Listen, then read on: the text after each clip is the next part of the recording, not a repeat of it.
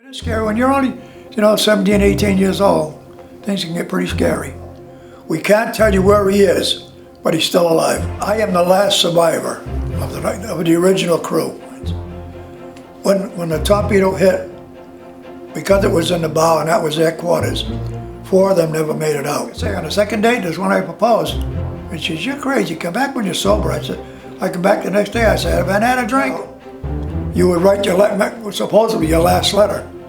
Finally, you got to the point, well, if it's going to happen, it's going to happen, and we can't prevent it again. So then once the war was over, came back to Pittsburgh and settled down and got a job, raised my family, and the rest is history.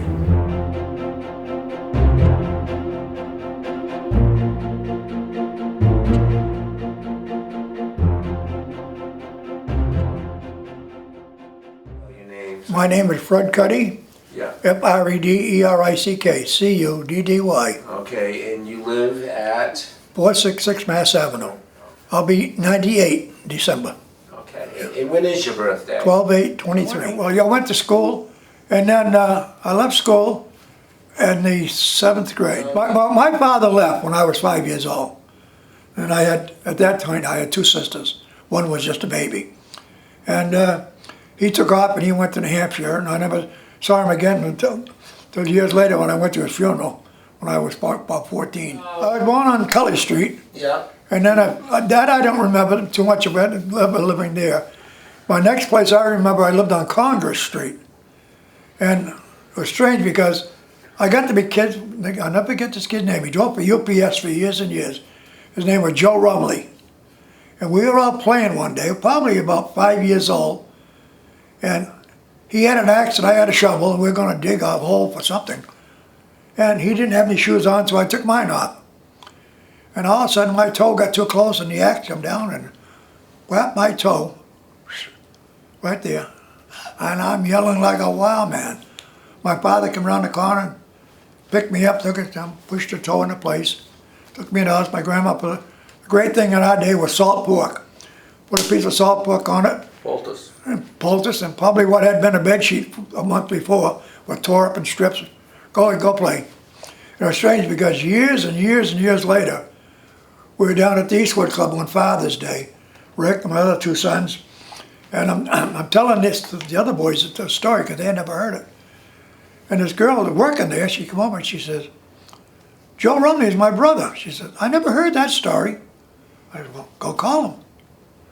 She came back, she says, "I just called him." She said, "The story is true." I said, "Well, I wouldn't have told it if it wasn't." She said, "I never heard those stories in all those years." She said, "Oh yeah, my God," she said. She said, "Any more?" I said, "Well, you better go ask your brother, because I don't know what he wants you to hear." Let's list out how many kids, grandkids, and great-grandkids you've got. Oh boy. 4 kids, Dad. 4 kids. And you got, let me see, I got 8 grandkids, 20 great-grandkids, and 1 great-great-grandkid. We're a small country.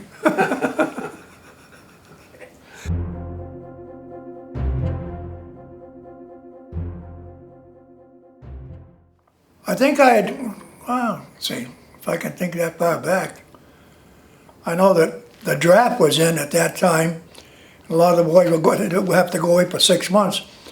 But as soon as Pearl Harbor was attacked, the guys that, not my age, but older, that they didn't even wait. They were right up, lined up down at City Hall from the post office, where the recruiting office was at that time, all the way down Main Street, just waiting. Now normally at the Navy, it was an 8-week training course, but there were so many guys waiting to get in, they cut it back to 6 weeks to get them in and out, in and out. So I did my basic training in Newport, Rhode Island.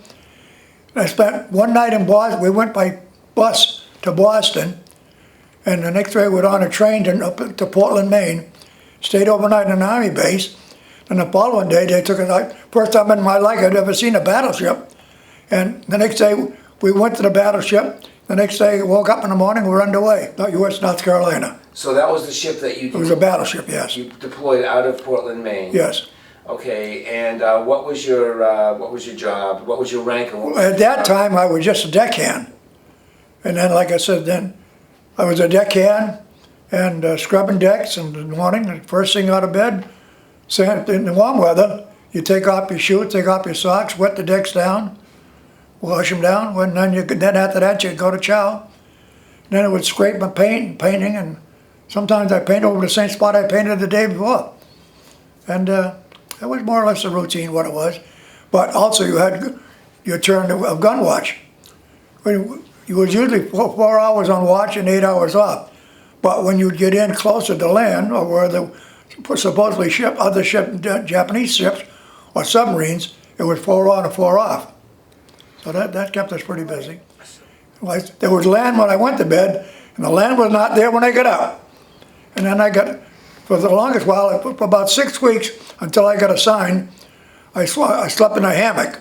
But the problem was, the hammocks were in the mess hall, which meant you had to be out of bed by 5:30, so they could bring the tables down and get ready for chow.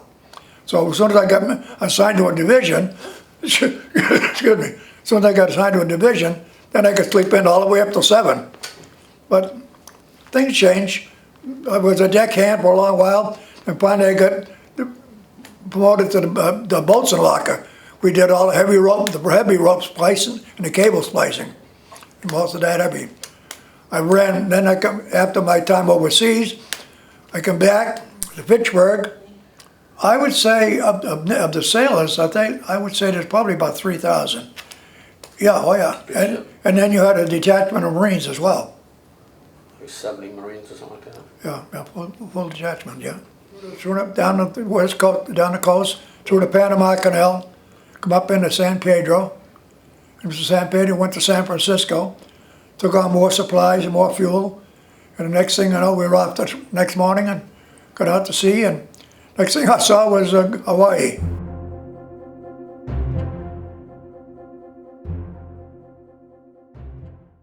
When you're at sea, when you first get up the first thing in the morning after chow, there were certain chores that had to be taken care of, cleaning the decks, scrubbing down the decks, and then before the sun got too hot, because it's a metal ship, there was always painting to be done, scrape and paint, and you'd have those duties. But then when it was starting to get to the point midday, it got too hot, they would say cease all working details. But you still had gun watches and everything of that sort. So they kept you busy? Oh yeah, they kept us busy. So you wouldn't get bored? That's right, that's what it was, yeah. Okay. But also it kept you on your toes to be ready at any moment. General quarters, and that was it. What is general quarters? Battle stations. And what was your battle station?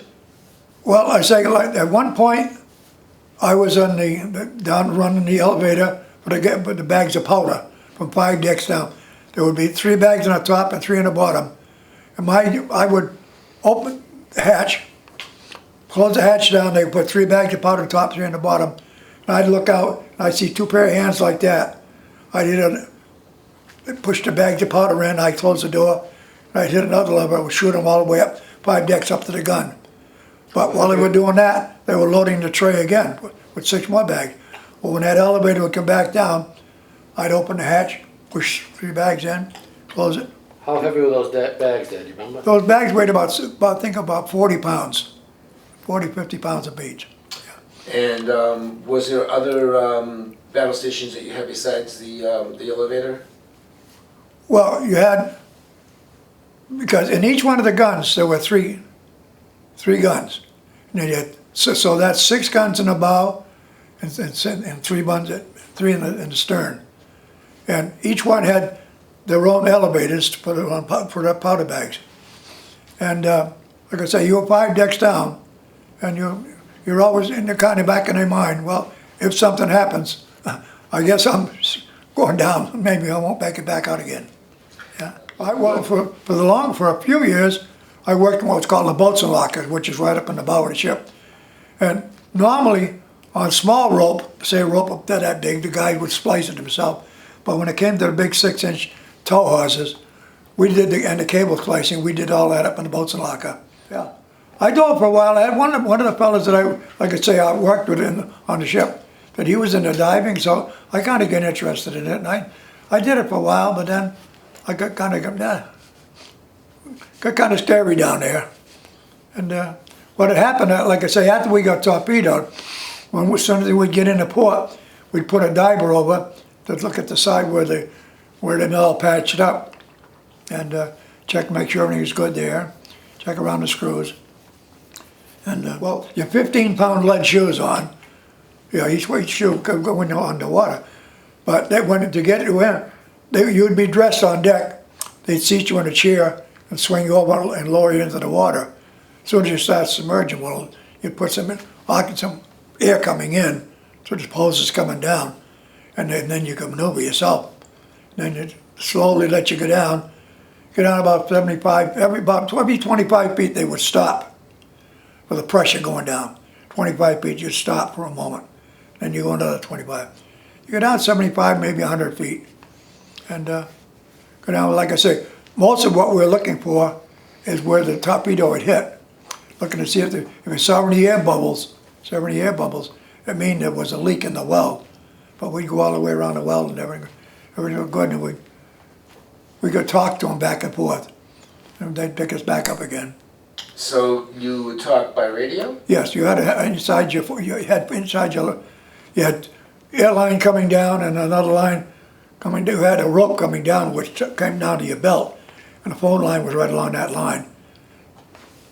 So as you talked, they could hear you on the other end.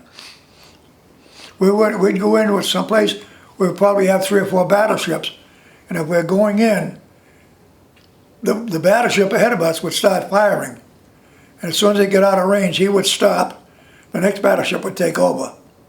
But every time you do, the ship would come down like this. So while it's coming back, you reload. As soon as you come back down, you fire, you come back up. But in the meantime, you're moving. So you get down to the point where you could turn around and come back up. Then you start firing from the other side and get out till you get back out to sea. You could throw them probably about, I'd say 8 miles, 9 miles. Oh yeah, from 16-inch. 16-inch. And would you have any indication of if you were getting hits or anything was happening? Or No, because you were too far down, you didn't know. Yeah. And all the concussion you were hearing, if something had hit, you wouldn't have known it until it was too late. Mm-hmm. Okay. Because every time you went down below deck, all the hatches were closed behind you. Yeah. Like I says, we at night, before sunup, before the sun come up in the morning, I should say, we would pull into an area and miles out at sea and put a man over the side. 55 was our number, but they would change that number to 35, or they would change it to 87 or some crazy number. And then we would go around knowing that the Japanese were out there through their periscope so they could see the number. So the Japanese thought we had 8 battleships out there, while in reality there were probably 3. And then we go another where we know that we were being seen, we change the numbers again. Yeah? And the other battleships are all doing the same. I think the first year or so, you were scared, really scared. And I think as the time went on, I think in your mind you said, if it's going to happen, I can't prevent it. I have to accept that that's just what it's going to be. And like I said, there were fellas, when the tankers would come out to bring us fuel, you'd write a quick letter, just maybe a few notes. And if the tanker made it back to the States, my mother would get a letter. Sometimes she wouldn't get mail for 4, 5, 6 months at a time. And she went, like I said, she went over to this other fellas, and the sister told her, she says, well, we can't, they go to Red Cross, we can't tell you where he is, but all we can tell you is your son and your brother are both alive. And that was the only way of communication. And many times when the tanker was coming out, you would write supposedly your last letter. Finally you got to the point, well, if it's going to happen, it's going to happen, and we can't prevent it. So the last letter, we just tore it up and let it go. Prayed for the best. Oh yeah. Yeah. It is scary when you're only, 17, 18 years old. Things can get pretty scary.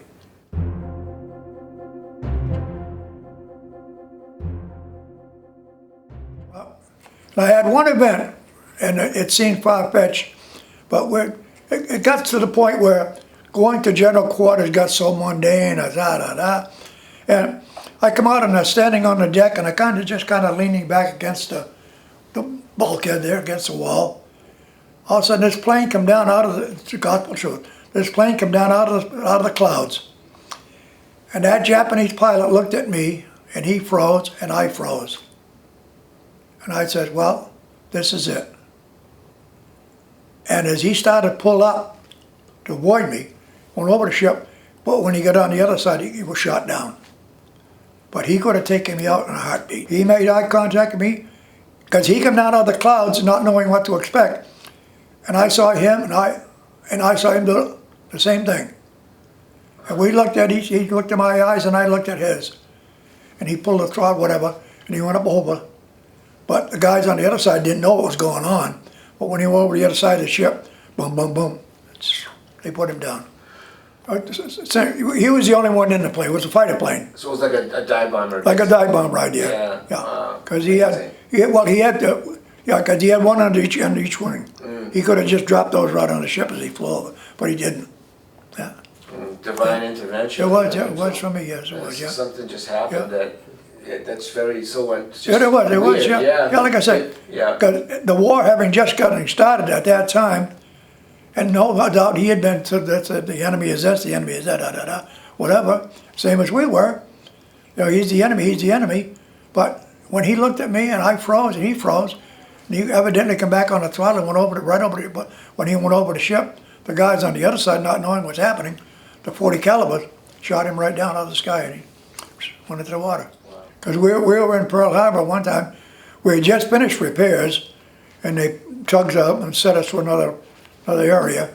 And the typhoon was coming, so the word was passed around, get up power, we're going out. And the guys couldn't figure why. And then one of the fellows come down and says, yeah, it says, there's real bad weather coming. We're going to go out to sea to ride it out, rather than stay in here and take a chance of smashing against the wharfs and all that. Liberty in Hawaii was every other day, but everybody, civilians as well as military, had to be off the street by 6 o'clock. And everything was, all the lights at night were all complete blackout. And the headlights on the car, for the guys that were working the night shift at the shipyard, there was a little hole about that big in the center of the light. Everything else was blacked out. So they drove maybe 5-6 miles an hour. The first place we went to was Guadalcanal. It was when the Japanese had attacked the island and had taken it over. They were one island right after another, they were taking them over.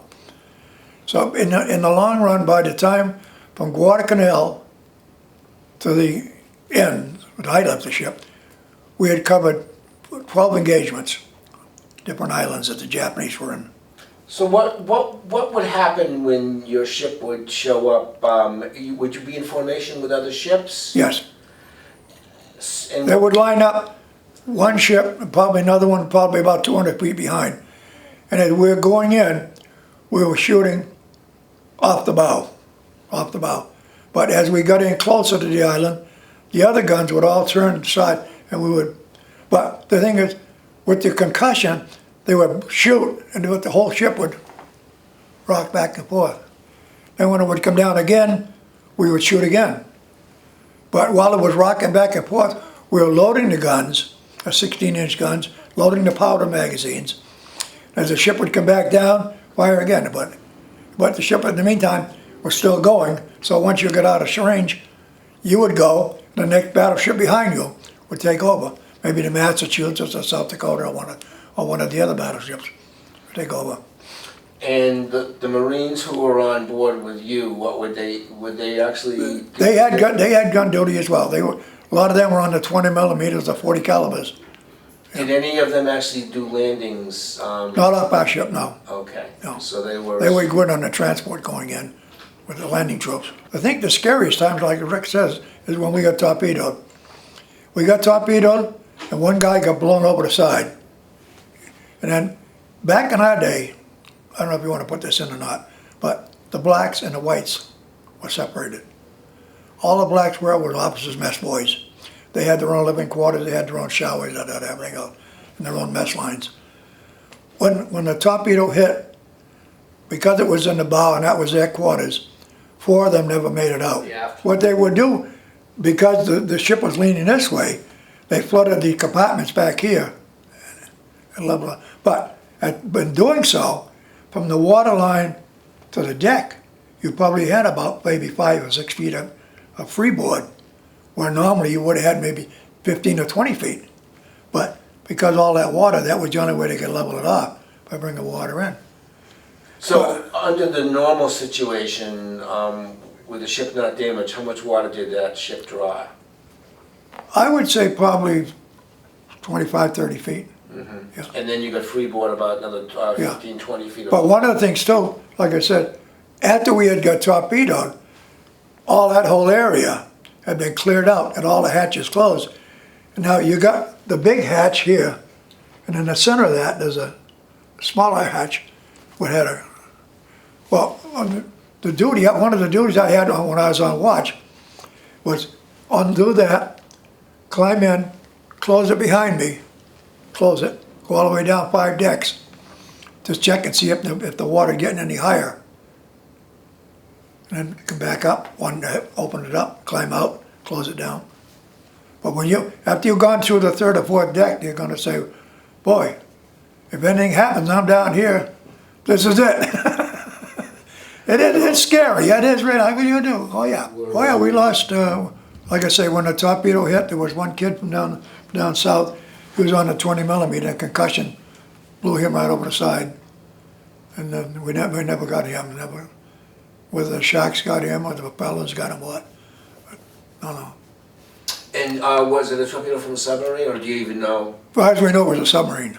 Yeah, because there were no other ships out there at the time. So you had just completely out of the blue, no warning? No warning at all, no. Yeah. So when we broke away from the fleet with one destroyer, we headed into one of the outer islands. And as we got in close, the four of them were put into their uniforms, and with a burial detail, they were putting on a lifeboat and taken ashore, and they were buried on the island. Okay, as opposed to buried at sea. Yeah, So that rather than we couldn't get them while we were at sea. We had to wait till we got into port, and a diver could go down, and bring them out, and then they would lower a crane over the side, bring them up on the deck. Then they took them and dressed them at night in their white uniforms. And the next day, with a burial guard, they all went ashore on one of the islands. They were buried there. So they were beneath the waterline. They were beneath the waterline, right up in the bow. They drowned as a result of the Torpedo, yes. We did, yes. And what would you do? What would happen if there was a typhoon? Normally, the guys would be on gun watch on the deck. And what would happen when you hit weather like that, and your bow was going up and down as you're going. They were brought inside, and all the hatches were closed. So they were on standby if there was a plane would happen to come by at that time, and they could run out and go to their guns. But as it turned out, we never really had to, because evidently they couldn't believe the carriers. Yeah. You know, my former father-in-law, now passed, was out on a ship in the Pacific Lake View, Yeah. and he said when the typhoons came, they took you out of port. Yeah. Because they were actually going to be better protected. Yeah, you could be better further out at sea. Yeah.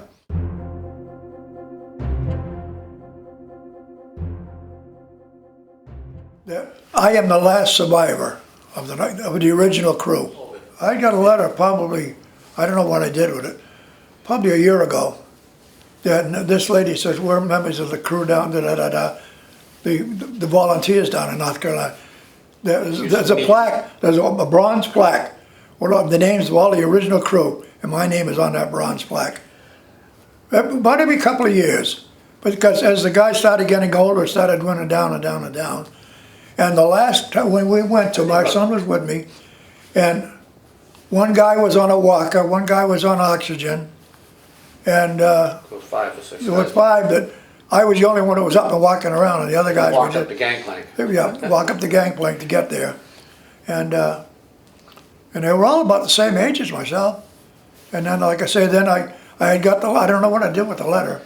About a year ago, I got a letter, and this lady says her husband was part of the original crew, and she says, to the best of our knowledge, you are the last surviving member of the original crew that one took it overseas. Yeah, there were 1, 2, 3. I think 4 guys, 4 of the fellows from Pittsburgh that were on there. And when I had wrote to my mother and I mentioned that fact, and So she went over, and one of the guys, his name was Bose. His family lived over on North Street in Fitchburg, on Green Street rather, Green Street. And she would contact her, and she'd say, well, we go through the Red Cross. And she says about a month later, the Red Cross would say, well, we can't tell you where he is, but he's still alive. So there was a fellow named Warner. He worked for the city of Pittsburgh, and the last I saw him, he was moving up to Maine. That was 3 or 4 years ago. A fellow named Johnny Bose lived over on Green Street. There was a fellow named Kittredge lived in South Pittsburgh, and myself, yeah. Boston, Worcester, all around the New England coast. This guy was one of the crew members, and he brought a piece of the steel. He says when they were cutting, in fact I think I might have that. That's right, that's not important to picture that. The picture of the ship.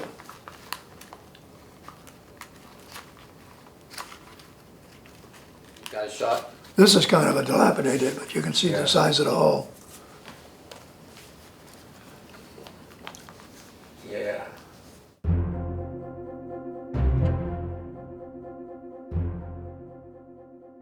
The war. Yeah, we've known each other since we were 12 years old. Well, she lived on First Street, down in St. Bernard's Church.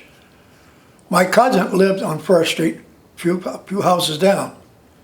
But as kids, like at 12, 14 years old, used to say, Fred and Celia, Fred and Celia, no. So it wasn't, like I say, once I come back from overseas, and I'd got a letter from her a couple of times while I was overseas. And so I saw one of her girlfriends. I says, can you tell me Celia Crowley's phone number? So she gave me her phone number, and I called her up. I says, could we go out to dinner tonight and maybe take you in a movie? She said, well, I'm busy. I said, well, okay, I'll call you tomorrow. So I called a couple of days, so finally she told one of her girlfriends, she said, well, I might as well give in because this guy's just going to keep on calling if I don't. So finally she reluctant. So finally, like I said, we went to the movies, Universal Theater, down in Pittsburgh. This is before the war now. No, this is after the war. Oh, the war was on. The war was still on. He was When I came back from overseas. I see, like on leave. They had a, Yeah, I had 30-day leave. And like I say, on the second date, that's when I proposed.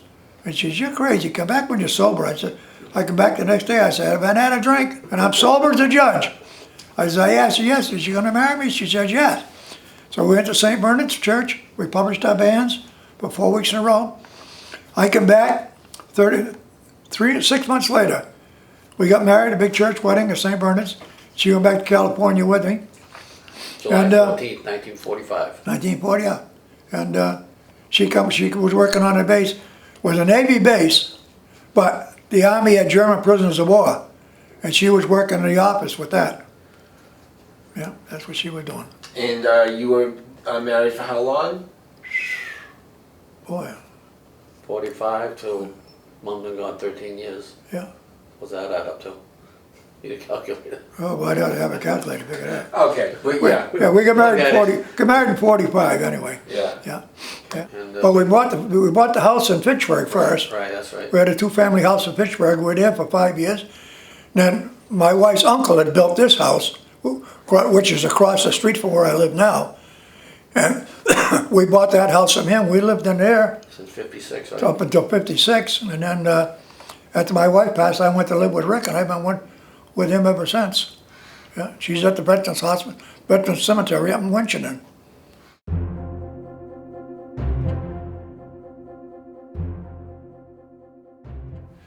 Funny. So that was 1945? 44. Okay, so you That were was- back. You were back stateside in 1944. 44, yeah. When did you get discharged? 45. Okay, so what was your duty once you were back here? I was working in San Francisco, working right with the civilians. I was running. I could run tugboat, but I was, like I say, as the civilian part of it, I was as a crane operator, because we were bringing the sub chasers in, and we'd lift one engine out and put a counterweight so that they wouldn't capsize, and then we'd pick another one up, put a counterweight in it till they put another in. And like I said, running a tugboat, I would pull them out, take them to another dock, so the engineers can hook them back up and try put them back on the drive shafts. So I think we did about 20 or 30 of them. Taking one engine out, put another one right in.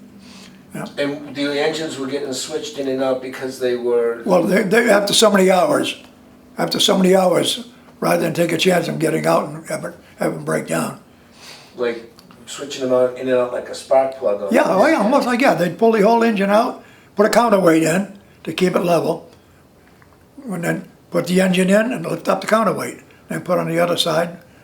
And then my job was, once both engines were changed, I would hook on them with a tug and take them with another dock where the mechanics could put them back on, hook the drive shafts up, fuel lines and all that. That had to be taken care of. We switched out probably about 15 of the boats that way. So the war ended in August 1945. Yeah. At that point, what happened with you? I think about maybe 3 weeks after that, I went to, I can't name of the base we went to. But like I said, I had come back and got married at that time, and my wife was in California with me. Yeah. Okay. Where were you when the war ended and the Japanese surrendered? I was stationed in San Francisco. Oh, so you were already stateside at Yeah, that point? yeah. By that time, I'd come back stateside, and I come home and from San Diego. I left the ship, and I was, I think, 4 weeks on the beach in Pearl Harbor, and then there were 6 of us, and we went into one day we requested an audience with the captain, and we went in there, and he said, what can I do for you fellas? And everybody looked around. I said, well, I guess I'm the spokesman. I said, I don't know, keep my mouth shut, but anyway. I said, the 6 of us all came from North Carolina. We've been overseas now, about 3.5 years. And he said, whoa, I didn't know any of that. He says, I thought you guys were just up from the States. We said, no, we've all been over here. He said, I'll take care of that. The following week, 3 of the guys were shipped up back to the States, and the following week, the second 3. And I landed in San Diego. Now to go up from San Diego back to the East Coast, 4 days and 5 nights in a train, just sitting. You didn't get the bumps and all that. Come in to Chicago, then you had the train to go to the other station, take another one coming. And I come into Worcester, and from Worcester, I took the bus back to Pittsburgh. And I was coming into Pittsburgh, the guy was sitting on the bus right aside of me. We got to talking, and at that time I lived on Water Street, right across from Giordoni Furniture, the big block. And he got there and he got to talking about me, and he says, this and that. He told me, he says, one of his sons who had been in the Navy, his son had got killed. So as I'm coming up Water Street, right about by 5th, I tapped the driver. I says, is there any chance you could stop up the road here by 3rd Street so I could get off?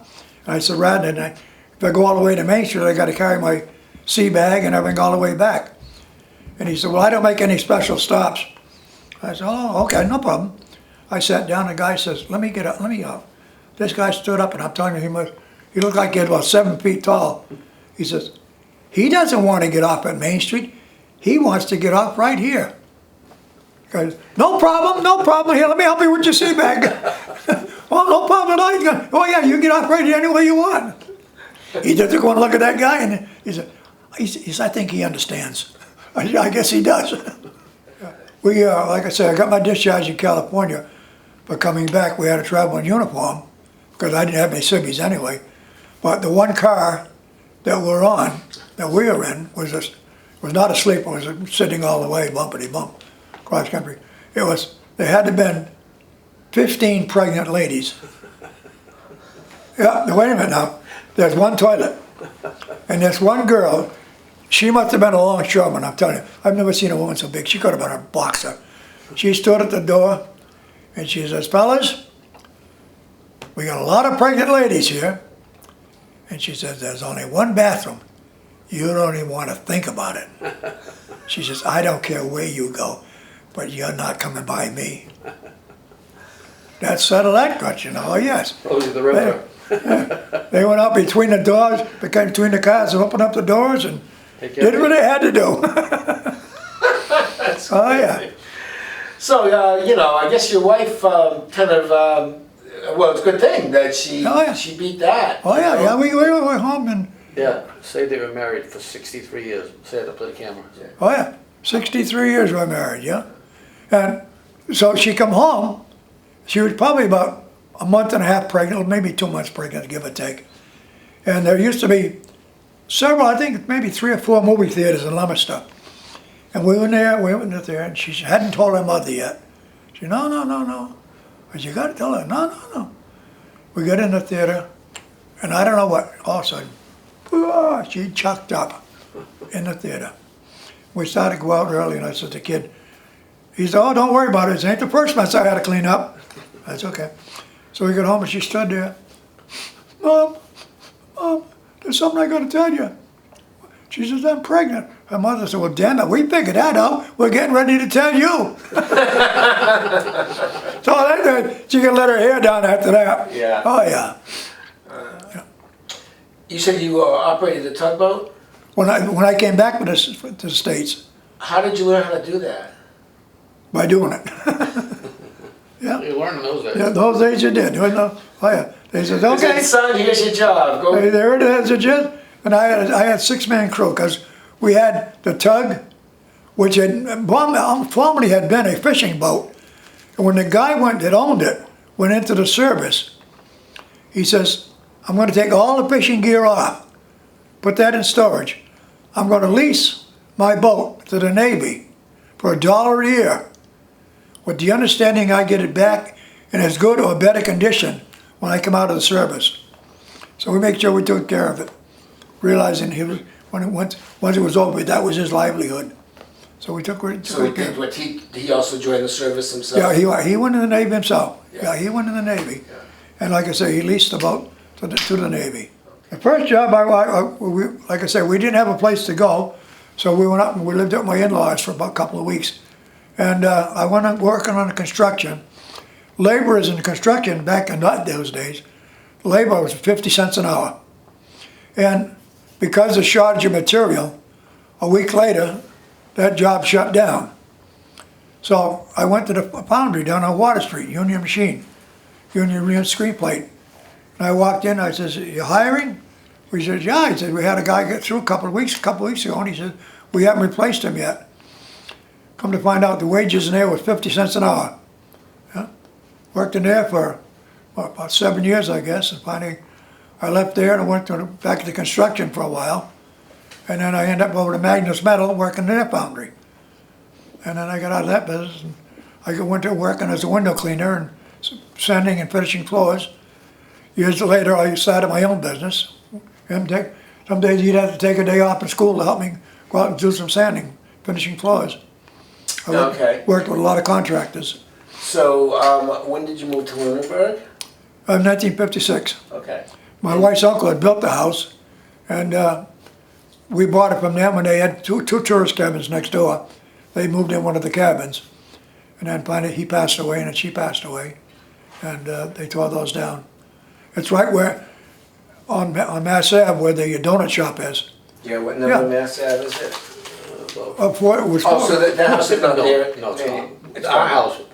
We're 467 Mass Ave. Yeah, where you are now? Yeah. We're at 466 Mass Ave. Yeah, okay. All the way across the street. But the house across where I had was 467. Yeah. Right next door to the Dippin' Donuts there. Yeah. So that house is still there? Oh yeah, oh yeah. 467? Yeah. Yeah. Okay, so that's your original house, okay. Okay. Well, like I say, my wife's uncle wanted to sell his house, Oh, right. and yeah. we had sold a house in Pittsburgh. Yeah, We were living on corner of 2nd Street yeah, near St. Bernard's Girls' School, yeah. and we wanted to get the boys get them out of the city is what we're trying to do. And he wanted to sell his house, so I said, well, that's a good deal. We had the extra money in the bank for selling, so we bought his place down there. What was it like in Luneburg in 1956? It was a typical small New England town is what it was, yeah. And then as a few years gone by, we'd been there. I got to be a volunteer fireman, and then when he come along next, I think it was junior high. Yeah. He became a call. Junior in high school. Junior in high school, he became a cop. And then the other two boys, as they come along later.